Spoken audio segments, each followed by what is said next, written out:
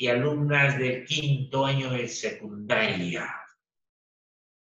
Tengan todos y cada uno de ustedes muy buenas tardes. Ya estamos en la recta final.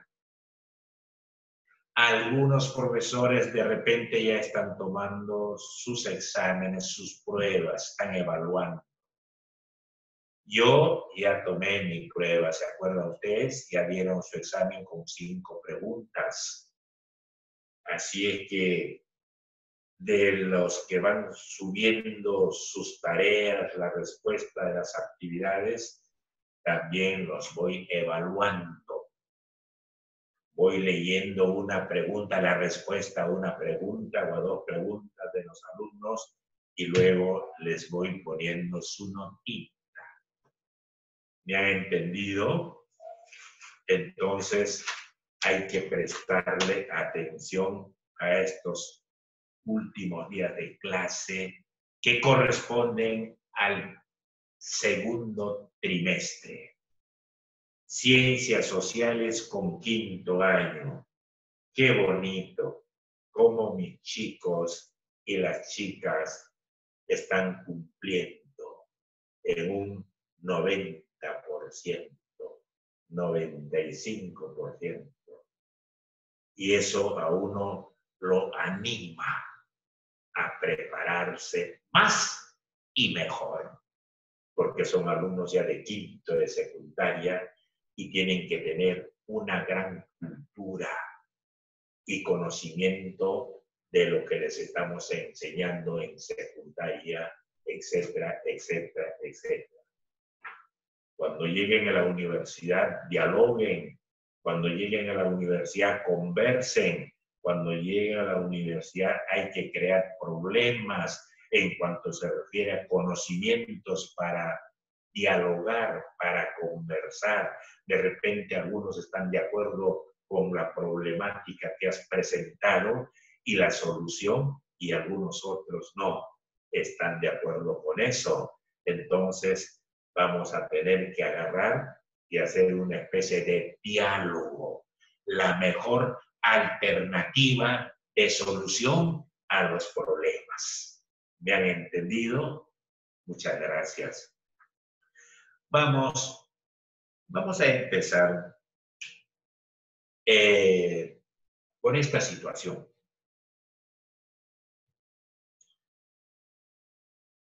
El problema no solamente ha sido de ayer, sino también desde 1823-24, después de la independencia del Perú. Un enfrentamiento entre el poder ejecutivo y el poder legislativo. Y más tarde, ¿qué pasó con Guillermo Billinburg?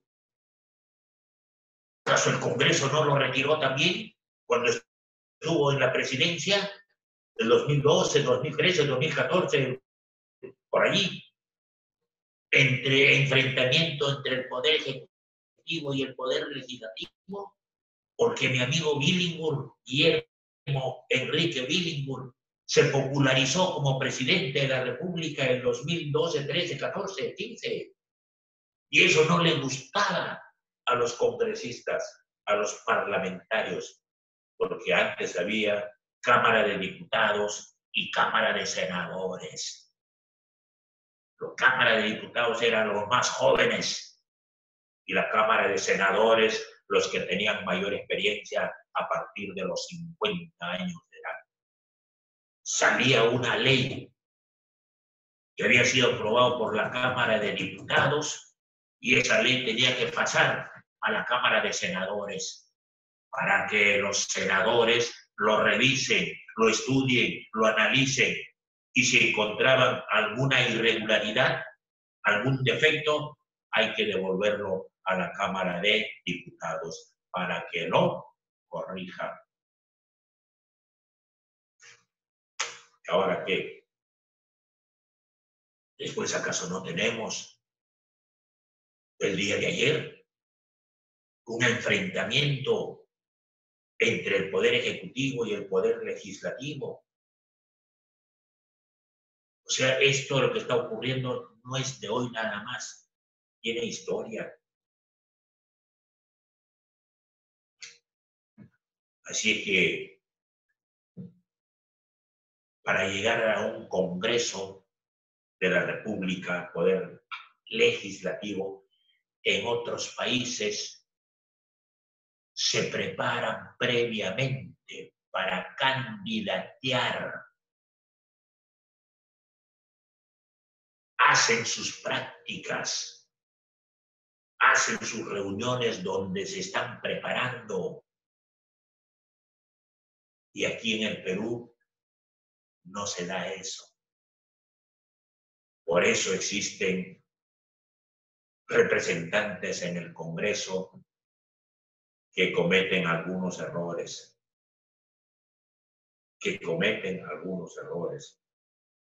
Para ser presidente de la República también se preparan en otros países para candidatear. Y aquí en el Perú no se da esas situaciones, que yo sepa. Por eso hay enfrentamientos, pues. Debe de haber un momento tan difícil en el que estamos viviendo nosotros los peruanos y a nivel universal, a nivel mundial. Las autoridades deben ellos de unirse, fortalecimiento, para ver cuáles son las debilidades en estos momentos que la población está sufriendo.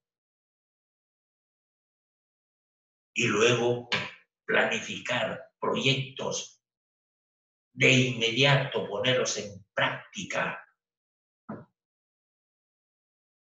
en vez de estar discutiendo, en vez de estar enfrentándose, olvidándose de esta situación.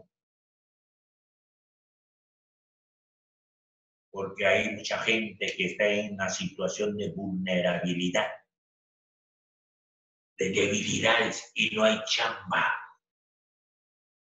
¿Qué están haciendo los músicos?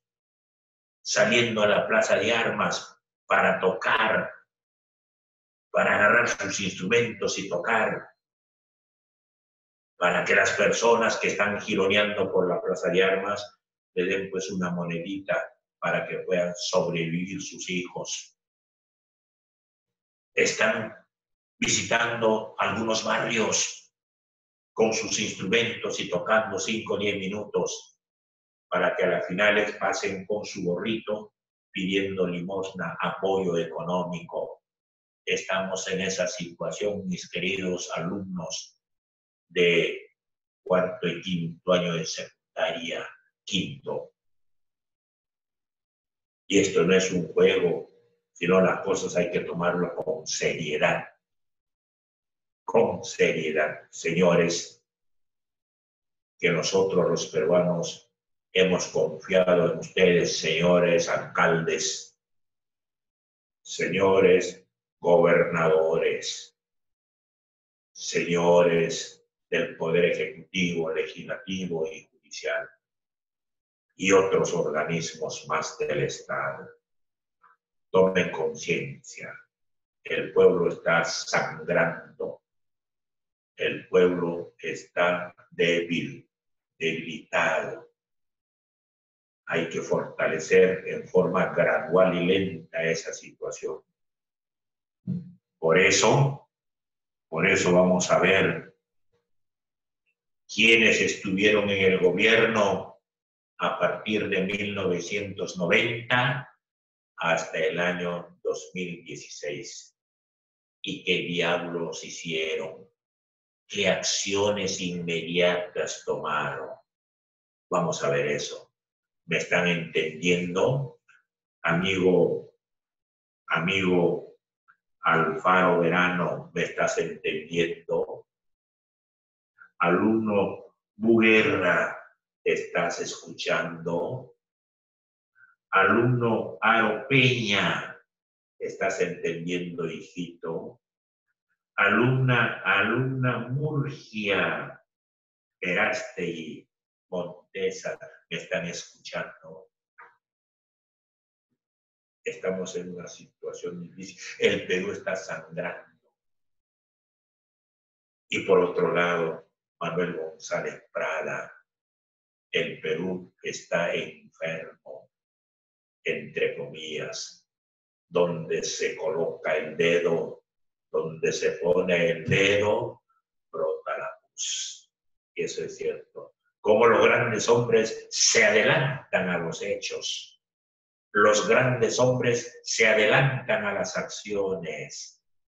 Se adelantó Manuel González Prada, donde agarró y dijo, el Perú es un país enfermo, donde se pone el dedo, brota la pus. ¿Qué pasó en nuestro país a partir de 1990 y 2016? Está fresquecito. Vamos a voltear y ahí está, el año 1900. La elección de Alberto Fujimori, 1990. ¿Quiénes fueron los que candidatearon? ¿Me están escuchando? Quinto año de secundaria, por favor. Vázquez, Aramuri. No te distraigas.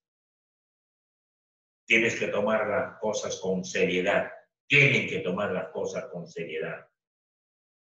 Cuando termines tu secundaria vas a extrañar y vas a decir cómo quisiera regresar al colegio. Sí, sí. Eso me ha pasado. Lo digo por experiencia. Candidatos a la presidencia de la República, 1990. Mario Vargas Llosa. Y ya lo conocemos nosotros. ¿Quién es Mario Vargas Llosa? Ustedes, alumnos, lo conocen. De repente han leído sus obras de Mario Vargas Llosa. Y mi amigo Alberto Fujimori. Fueron los dos candidatos a la presidencia de la República. Mario Vargas Llosa fue el líder de una alianza integrada por Acción Popular. Fue el líder, el jefe de una alianza que conformaban Acción Popular, el Partido Popular Cristiano, el Movimiento Libertad y sectores empresariales. Fueron los que agarraron y estuvieron unidos para lanzar a la candidatura de la presidencia de la República a mi amigo Mario Vargas Llosa. Tenía un plan de gobierno, contemplaba fuertes reajustes económicos. Eso fue la idea central. Un reajuste económico en nuestro país, porque durante la era del militarismo, Juan Velasco Alvarado dejó en una crisis económica tremenda a nuestro país. ¿Sí? Después viene Mario Vargas, y después viene Morales Bermúdez y luego Fernando Belaúnde Terry. Belaúnde Terry, en su gobierno, ¿qué sucedió? Situación difícil en el norte, producto del choque entre las dos corrientes, la corriente del Niño y la corriente peruana de Humboldt. Trajo como consecuencia cualquier cantidad de destrozos en la agricultura, en la ganadería, en los edificios, ¡ay, Dios mío! ¡Qué piña! Y en el sur, ¿qué sucedió durante ese gobierno? Una sequía, crisis, no había agua, los animales se morían, las plantas en una situación difícil. Y el frío espantoso, sin lluvia. Eso fue la desgracia. la crisis económica más grande que afrontó Fernando Belaúnde Terry. El plan de gobierno de Mario Vargas Llosa fue entonces un reajuste económico. ¿Saben lo que quiere decir reajuste económico, Ángeles? Ya, muy bien. ¿Y Alberto Fujimori? ¿Cuál fue su plan de gobierno? No sé si habría tenido plan de gobierno, porque según los comentarios, cuando llega a la presidencia, toma el plan de gobierno de Mario Vargas Llosa para presentarlo pues, al Jurado Nacional de Elecciones o a la institución que correspondía. Alberto Fujimori, su lema fue honradez con mayúscula, tecnología y trabajo. Eso fue su lema de Alberto Fujimori. Tuvo el respaldo de Cambio 90, nueva mayoría, movimiento político que agrupaba a empresarios, a grandes empresarios. Cambio 90 agrupaba, tenía en su seno a grandes empresarios, a profesionales, ingenieros, economistas, arquitectos, pero independientes. Esos profesionales eran independientes, no pertenecían al Estado. Y líderes religiosos, sobre todo los evangélicos. Y con toda esa situación, habrá llegado pues a la presidencia de la República Alberto Fujimori. Mario Vargas Llosa venció en las elecciones generales, pero llegó hasta el 50% de votos, nada más. Un voto más seguramente ya era presidente de la República, porque si es el 50% de votos, viene la segunda vuelta. ¿Me están entendiendo? Segunda vuelta. Alberto Fujimori triunfó con 62,4% de los votos. Y mi amigo Vargas Llosa alcanzó el 37,6% de votos.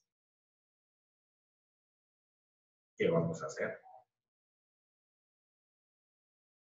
La estabilidad o la estabilización económica. Ya lo tenemos ya a Fujimori. El ordenamiento presupuestal del Estado. Hay que ordenar el presupuesto del Estado. ¿Se acuerdan ustedes que el primero que se encargó de organizar todo el presupuesto general de la República fue Ramón Castilla en su primer gobierno? ¿Se acuerdan o no? Listo. Ahora, el ordenamiento presupuestal del Estado. Hay que ordenarlos. Segundo lugar, o segundo aspecto, el Banco Central de Reserva del Perú, hay que restringir la emisión de billetes. Más billetes no hay que fabricar, no hay que emitir más billetes. Hasta ahí nada más y punto. Por eso dice taxativamente aquí, el Banco Central de Reserva restringió la emisión de billetes. No más fabricación de billetes. Durante el gobierno de Alberto Fujimori. El gobierno equilibró el presupuesto general de la República, un equilibrio y controlado. Este presupuesto es para la construcción de hospitales, por decir. Este otro presupuesto es para la construcción de colegios, por decir. este otro presupuesto para la construcción de postas médicas, por decir, este otro presupuesto para la construcción de, ¿qué? Agua y desagüe, que tanta falta hace en nuestro país. Mientras en Miraflores, mientras en San Isidro, mientras en San Borja están regando los jardines, del parque y de la casa. A la entrada de la casa hay jardines muy bonitos. A los de los asentamientos humanos, a los de los pueblos jóvenes, le están prohibiendo el uso del agua tan solamente de tal hora a tal hora. ¿Sí? Eso es una realidad, pues. No vayan a decir eso en su época. Ahora mismo. Tuve la oportunidad de visitar con mis hijos Miraflores el año pasado, fines del año pasado, y pude observar esa situación. Yo he vivido por ahí 10 años en la casa de una tía que vivía en Miraflores y he podido observar, pues, por supuesto, eso donde ha ocurrido, en la calle Manco Cápac, en la cuadra 4, un joven le da una cachetada en la cara a un trabajador del municipio, porque le dijo en la cuadra 4 donde yo vivía, oiga, póngase la mascarilla. Agarra y se acerca donde el sereno, o serenazgo, qué sé yo, y le da un par de cachetadas en la cara. No puede ser. No puede ser. Señores autoridades municipales, ustedes tienen la palabra. Se creó la SUNAT para regular la recaudación tributaria. ¿Sí? Superintendencia Nacional de Administración Tributaria. ¿Quién lo creó? Durante el gobierno de Alberto Fujimori. ¿Para qué? Para cobrar, pues, los impuestos.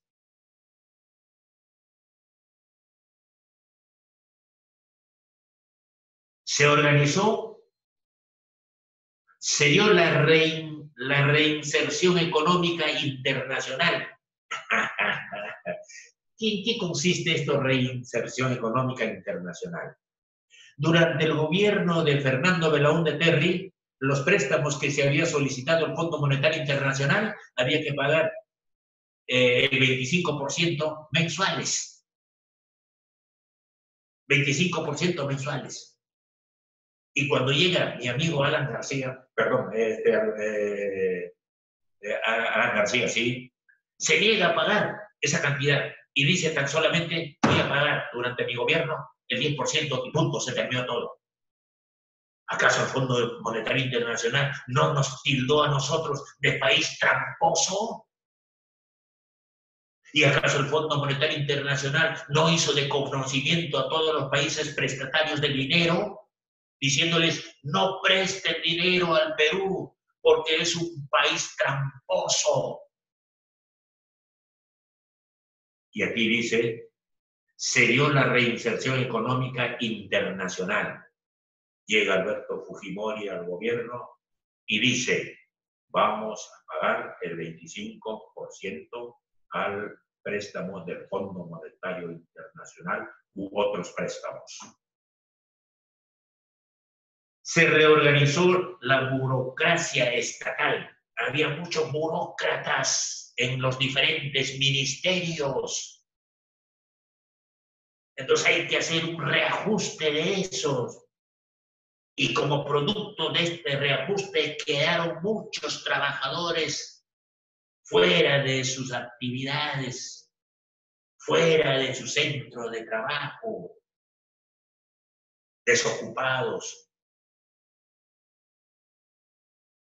Privatización de las empresas públicas. Las empresas públicas se vendieron, se negociaron.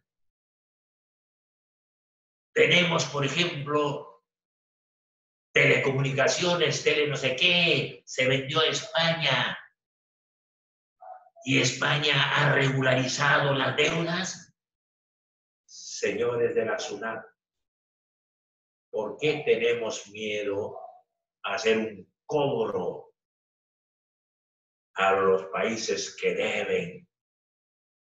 Pero sí a las pequeñas empresas o mini empresas, como agarramos y los cobramos casi todas las semanas con cierta energía. Ya paguen, si no se cierra la empresa. Han terminado el cobro a España por la venta de las empresas nacionales a los países. Privatización de las empresas públicas que se privatizaron. Alza de tarifa y despido masivo de trabajadores. Alza de tarifas y despido masivo de los trabajadores. Cualquier cantidad de desocupados. Ay, Dios mío.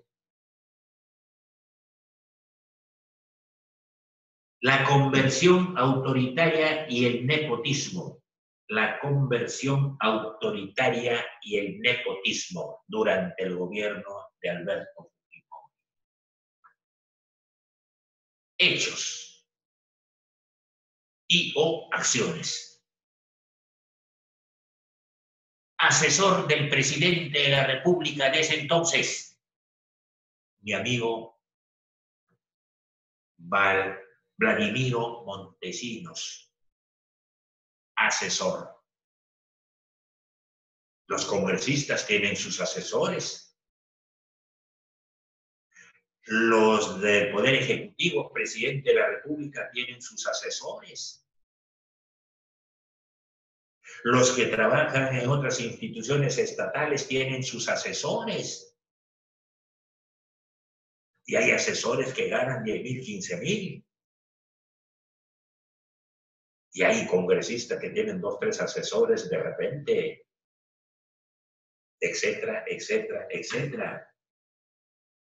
Golpe de Estado por Fujimori se llevó a cabo el 5 de abril de 1992. Un golpe de Estado.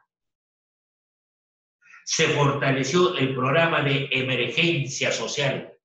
Se estableció el programa de emergencia social. Crecimiento de la población y no hay crecimiento económico. Control de la natalidad. Se creó el Fondo Nacional de Compensación y Desarrollo Social, FONCODES. Se creó.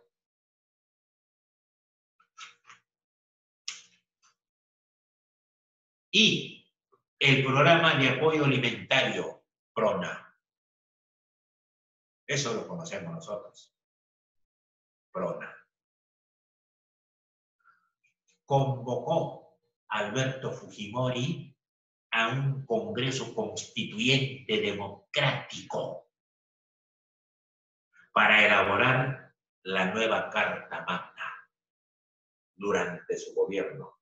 Por eso sale la Constitución de 1993, en donde yo les he dicho a ustedes, mis queridos alumnos y alumnas, nunca me gustó el contenido de esa Constitución, ni me gusta, pero como decía Kim, las normas pueden ser buenas o pueden ser malas, mientras esté en vigencia tenemos que cumplirlos. Mi amigo Santo Tomás de Aquino. Y recordando las frases u oraciones que él manifestó, estoy haciendo uso de la Constitución Política del Perú de 1993. Aquí lo tiene. ¿Está claro? Muy bien. Y se redactó y aprobó una nueva Constitución en 1993. Ahí está la Constitución que les he mostrado. Ahora viene la red de corrupción. La red de corrupción. O sea, la corrupción no es solamente de hoy, sino hace tiempo que se ha dado la corrupción. ¿Por qué, pregunto a mis alumnos de quinto de secundaria y a mis alumnas, por qué no se pagó la deuda externa que tenía el Perú durante la venta del guano, que tuvimos en todo su apogeo en su época de oro, el Perú? Cualquier cantidad de dinero, ¿por qué no se canceló? ¿Por qué no se pagó la deuda externa que tuvo el Perú como producto de la venta del guano? ¿Porque había corrupción o no habría corrupción? Ustedes tienen la palabra. Ustedes tienen la respuesta. La red de corrupción. Alberto Fujimori declaró en reorganización la administración de justicia. En reorganización. Sacaba al personal que no estaba de acuerdo con la ideología del presidente de la República. Tú te vas a tu casa buscándole algunos motivos seguramente. Declaró en reorganización la administración de justicia, o sea, el poder judicial. 2. Disolvió los gobiernos regionales. Y 3. Creó el Ministerio de la Presidencia. Creó el Ministerio de la Presidencia. Para manejarlo, pues él. Para manejarlo, pues. Para tenerlo más cerca, pues. La reelección de 1995. Ya, del 90 al 95, Fujimori. Del 95 al 2000, ¿cómo sucedió el asunto? Mis queridos alumnos y alumnas. Candidatos a la presidencia de la República del 95 al 2000. ¿Quiénes fueron? Alberto Fujimori. ¿A la reelección? Claro, pero sus partidarios dijeron no. Es la primera vez, después que ha salido la Constitución de 1993, a ver, por primera vez va a postular a la presidencia. Eso lo vamos a ver. Y Javier Pérez de Cuellar, un hombre culto, un diplomático inteligente, que fue inclusive perteneciente a la organización, secretario general de la Organización de las Naciones Unidas. Javier Pérez de Cuellar, un gran hombre diplomático, de profesión, no improvisado.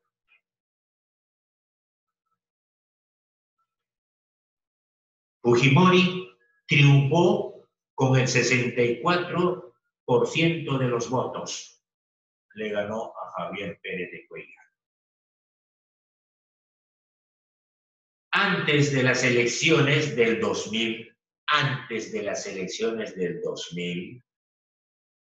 promulgó la llamada Ley de Interpretación Auténtica. El Parlamento promulga la Ley de Interpretación Auténtica, que consideraba la primera elección presidencial de Fujimori, de acuerdo con la Constitución vigente, o sea, de 1993. ¿Qué tal raza? Y del 90 al 95, no tomaron en cuenta la primera del 95 al 2000, porque no había reelección presidencial en esta constitución. No hay. esta ley fue observada ¿por quién? Por el Tribunal Constitucional. Y ya sabemos, mis queridos alumnos y alumnas de quinto y secundaria, qué funciones desempeña el Tribunal Constitucional. Es el que supervisa.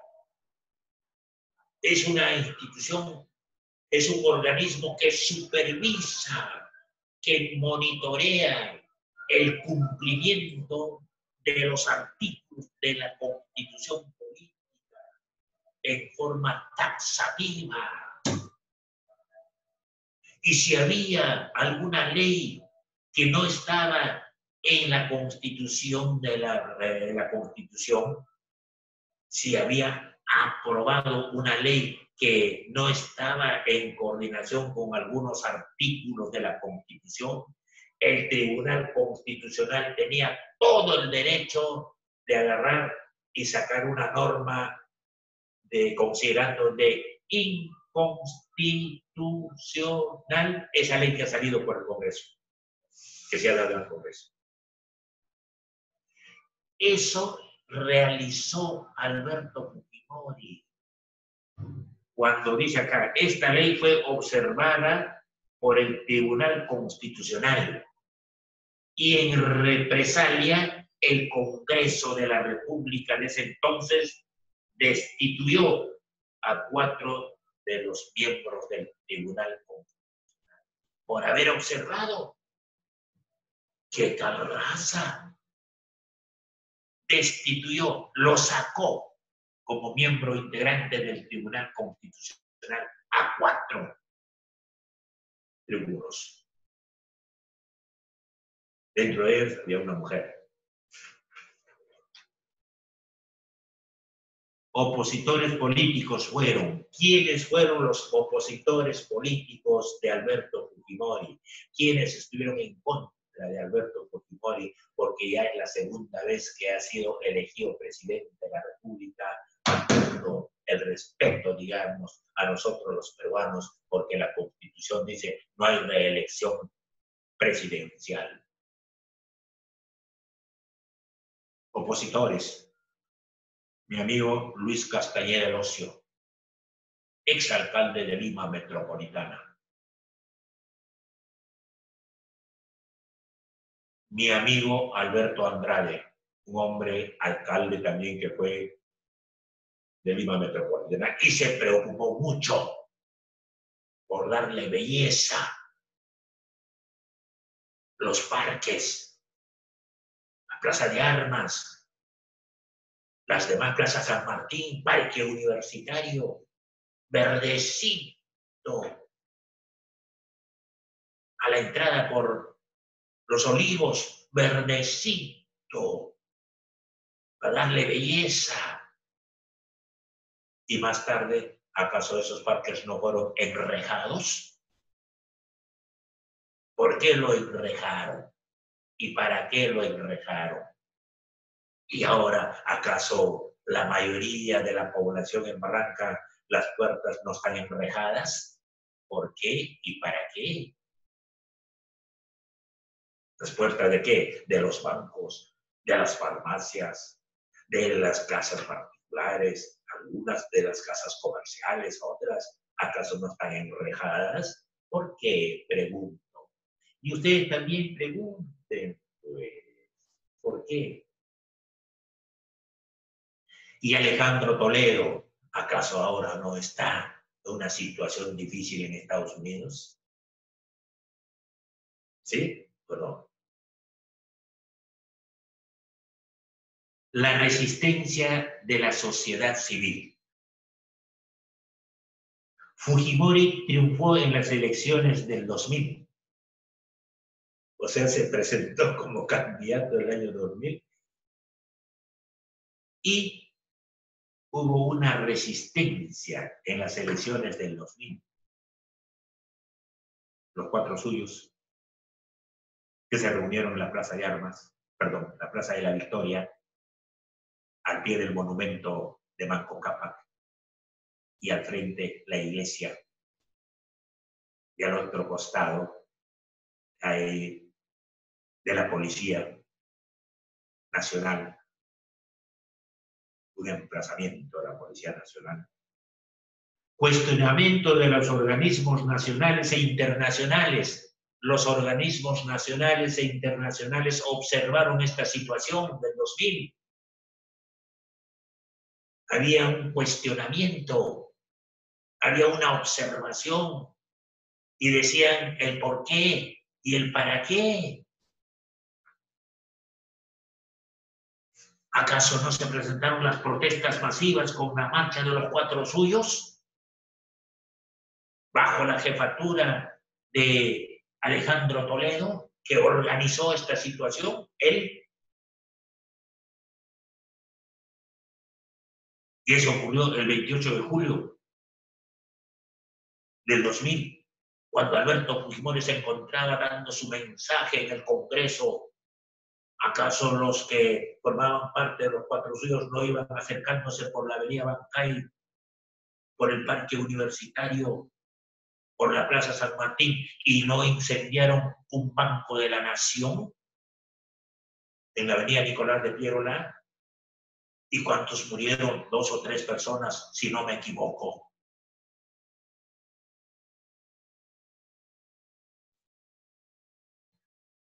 Caída de Fujimori. Frente Independiente Moralizador, Escovita, que ahora está acá, en el Perú. Él estuvo residiendo en España. Pero él, el que descubre esto. Frente Independiente Moralizador, Vladimiro Montesinos. Aparecen los tránsfugas. Vladimiro Montesinos fue el asesor del presidente de la República. Frente Independiente Moralizador fue un partido político. Escovita, que barre bien. Vladimiro Montesinos fue el asesor principal de Alberto Fujimori. Aparecen los tránsfugas, políticos tránsfugas, negociando para pasarse al partido de Fujimori y abandonar su otro partido político. Algunos congresistas negociando con Alberto Fujimori cualquier cantidad de billetes sobre la mesa, cualquier cantidad de billetes sobre la mesa. Yo recuerdo que cuando llegué al colegio, el profesor Cisneros me pregunta, profesor Ginés, ¿qué significa tránsfugas? Tránsfugas. Profesor Cisneros, ¿recuerda usted? Y yo le dije, pasarse de un partido A a un partido B, previo negocio. Gracias, profesor. Montesinos fuga a Venezuela porque su conciencia lo acusaba de ese negociado. Se va a Venezuela. Alberto Fujimori lo busca a Montesinos, que ya había salido rumbo a Venezuela y según él no conocía, no sabía esa situación y lo buscaba por el centro, por los alrededores, etcétera, de Lima. Para mí, más buscaban los maletines con dinero antes que hablar de ir a Montesinos. Maletas y maletines, seguramente con dinero. Fujimori viajó a Brunei, un país. Luego se refugió en Japón. Deja esa reunión en Brunei y viaja a Japón. Y allí se presentó como candidato al Parlamento. Alberto Fujimori. Y renuncia a la presidencia de la República del Perú por paz. Desde allá renuncia. Ser presidente de la República del Perú. Ante esa situación, ¿qué sucede? El primer vicepresidente de la República tenía que asumir la presidencia de la República y también renuncia. Ante la renuncia del primer vicepresidente de la República, asume la presidencia de la República el segundo vicepresidente de la República. También renuncia. Pucha, todo el mundo renuncia, ¿qué hacer? Tuvo que tomar acciones el Parlamento. El presidente del Parlamento, el presidente del Congreso, tuvo que agarrar y encargársele como presidente de la República y en forma interina nombrar a otro presidente del Parlamento ahí en el Pleno del Congreso. Ya tenemos en calidad de encargado al presidente de la República, mi amigo cusqueño Valentín Paniagua. Presidente del Congreso, asumió la presidencia de la República. Ahí está. Y convoca elecciones. Dentro del término de 8 meses tienes que convocar a elecciones. Convocó a elecciones y sale preelegido presidente de la República, mi amigo Alejandro Toledo.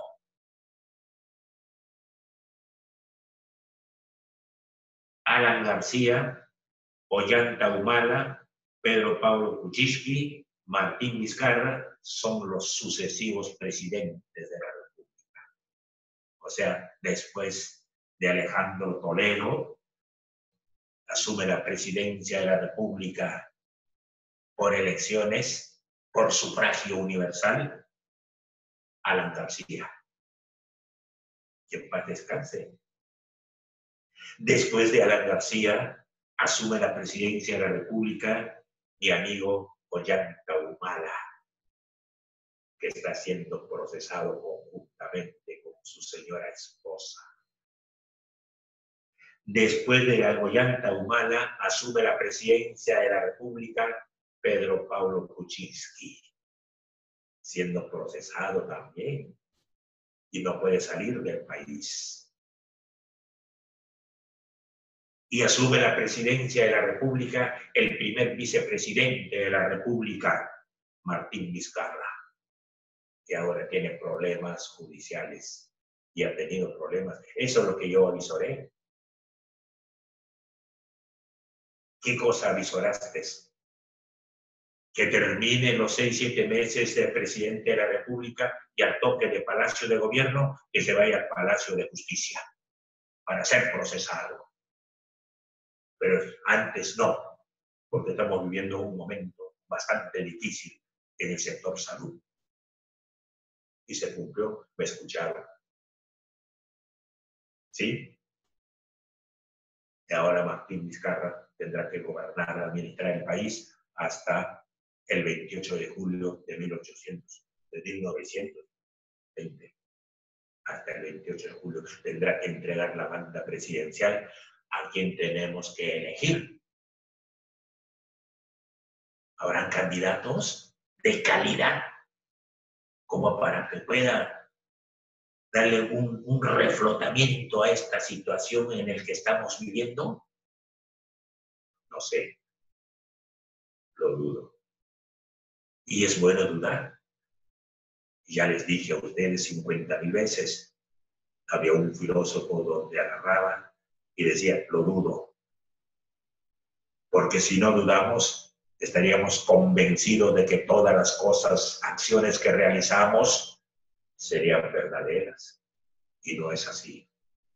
Mis queridos amigos y amigas del 5º año secundaria, les voy a dejar una sola pregunta para que lo desarrollen tal cual lo están haciendo. Me siento satisfecho por el trabajo que van realizando ustedes. Con sinceridad, no leo todititita las respuestas. Algunas sí lo voy leyendo una preguntita, otro alumno otra preguntita, la respuesta a esas preguntas. ¿Sí? Primera pregunta. primera y última pregunta. Olivo, no te aburras. Estás aburriendo, creo. Primera pregunta, ¿ya? Anoten, por favor. Ángeles, ya tienes tu libretita ahí para que anotes. León, ¿ya? ¿Listo? Mi alumna, ¿dónde está mi alumna? Que siempre agarro y reclamo por ella. ¿Dónde está? Vázquez Aramburi, ya. Ricardo Mori, ya. Y Saúñez, ya. ¿Listo? Olivo, ya. ¿Por qué crees que a partir de 1990, por qué diablo crees que a partir de 1990 aparecen candidatos a la presidencia de la República independientes? A ver, analicen esta situación. ¿Por qué crees que a partir de 1990 aparecen candidatos a la presidencia de la República independientes? O sea, candidatos independientes que no pertenecen a ningún partido político. ¿Por qué crees? A ver, analicen. Pueden dialogar, conversar con sus amigos, con sus amigas, con algunos otros profesionales, etcétera, etcétera, etcétera. Vía, ¿cómo se llama eso? Ahí nos quedamos, mis queridos alumnos y alumnas del 5º año de educación secundaria.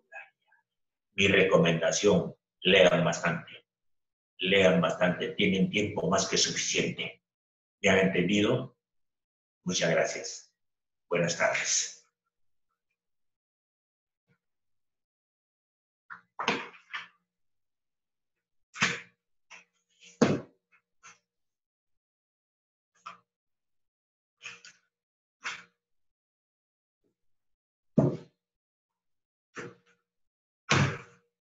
Listo.